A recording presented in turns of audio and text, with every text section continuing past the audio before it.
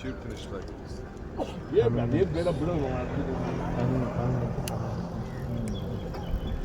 44 ವರ್ಷ ಆಗಿದೆ ಹನುಮಂತೇನೋ chief minister. 75 ವರ್ಷ ಆಗಿದೆ ಕಾಂಗ್ರೆಸ್ ಪಕ್ಷದ ಅಧ್ಯಕ್ಷ. ಅವರು ಒಂದು ಕೊನೆ ಆಸೆ, ನನ್ನನ್ನು ವಿಧಾನಸೌಧ ಸುತ್ತಲೂ ನೀವು ಮೆರವಣಿಗೆ ಮಾಡಿ. ಅದನ್ನು ಆವತ್ತಿನ ಕಾಲದಲ್ಲಿ ನಡೆದಿತ್ತು. ಈಗ ನಮ್ಮ ಸರ್ಕಾರಗಳು ಬಂದು ವಿಧಾನಸೌಧದ ಮುಂದೆ ಅವರ ಪುತ್ಥಳಿನ ಹಾಕಿ ಹನುಮಂತಯ್ಯನವ್ರ ಗೇಟ್ ಅಂತಲೇ ನಾವು ಶ್ರೀಪಾದಿಲ್ಲ ಇದ್ದಾರೆ. ನಮ್ಮ ರಾಷ್ಟ್ರಪತಿಯಾಗಿದ್ದಂಥ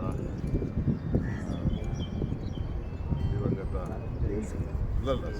ಮುಖರ್ಜಿ ಅವರು ಕೊನೆಯ ಕಾರ್ಯಕ್ರಮ ಅವರು ಇಲ್ಲೇನೆ, ಅವರು ರಾಷ್ಟ್ರಪತಿ ಅರ್ಜಿ ಹಾಕಿರ್ತಾರೆ ಮುಂಚಿತಲ್ಲಿ ಹೋಗಿ ಅವರು ಇಲ್ಲಿಂದನೇ ಲಾಸ್ಟ್ ಅವರು ಫೈನಾನ್ಸ್ ಮಿನಿಸ್ಟರ್ ಆಗಿ ಬ್ಯಾಂಕ್ವೆಟ್ ಹಾಲಲ್ಲೇ ಮಾಡಿ ಹನುಮಂತಯ್ಯನವ್ರಿಗೆ ಅವರು ಸ್ಮರಿಸ್ಬಿಟ್ಟು ಅವತ್ತು ನನ್ನ ಮುಖಂಡತ್ವದಲ್ಲೇ ನಾನು ಶ್ರೀಪಾದೆಲ್ಲ ಸೇರಿ ಅವ್ರ ಕಾರ್ಯಕ್ರಮನ ನಾವು ಪ್ರತಿ ವರ್ಷ ಮಾಡ್ಕೊಂಡು ಇವತ್ತು ಅವ್ರ ಬದುಕಿನಲ್ಲಿ ಸಾಕ್ಷಿ ಗುಡ್ಡೆ ಬಿಟ್ಟು ಹೋಗಿದ್ದಾರೆ ಅಂತ ಹೇಳ್ತೀವಲ್ಲ, ಇದು ಸಾಕ್ಷಿ ಗುಡ್ಡೆ. ಇವತ್ತು ಇದೇನಾದ್ರು ದಾವಣಗೆರೆಗೋ ಹುಬ್ಳಿದಾರೋ ಹೋಗ್ಬೋದು, ಬೆಂಗಳೂರಿಗೆ ಇಷ್ಟು ಪ್ರಾಮುಖ್ಯತೆ ಸಿಗ್ತದೆ.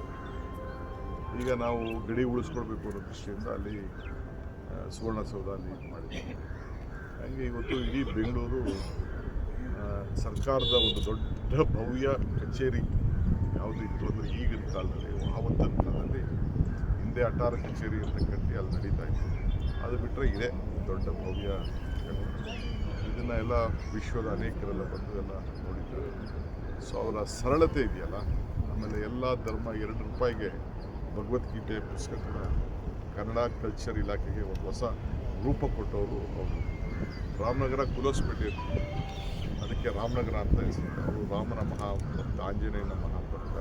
ಆಂಜನೇಯನ ಪಾಂಡುಪುರಕ್ಕೆ ಹೆಸರಿಟ್ಟವರು ಅವರಿಗೆ ಪಾಂಡುಪುರ ಅಂತ ಹೆಸರಿಟ್ಟರು. ಒಬ್ಬ ಧೀಮಂತ ಆಡಳಿತಗಾರ, ರೈಲ್ವೆ ಮಂತ್ರಿಯಾಗಿ, ನಮ್ಮ ರಾಜ್ಯದ ಮುಖ್ಯಮಂತ್ರಿಯಾಗಿ ಆಡಳಿತಕ್ಕೆ ಒಂದು ದೊಡ್ಡ ಹೊಸ ರೂಪವನ್ನು ಕೊಟ್ಟಂಥ ಒಬ್ಬ ಶ್ರೇಷ್ಠ ನಾಯಕ. ಅವ್ರನ್ನ ಸ್ಮರಣೆ ಮಾಡೋಂಥ ಒಂದು ಭಾಗ್ಯ ಇವತ್ತು ನಮ್ಮೆಲ್ಲರಿಗೂ ಕೂಡ ಸಿಕ್ಕಿದೆ.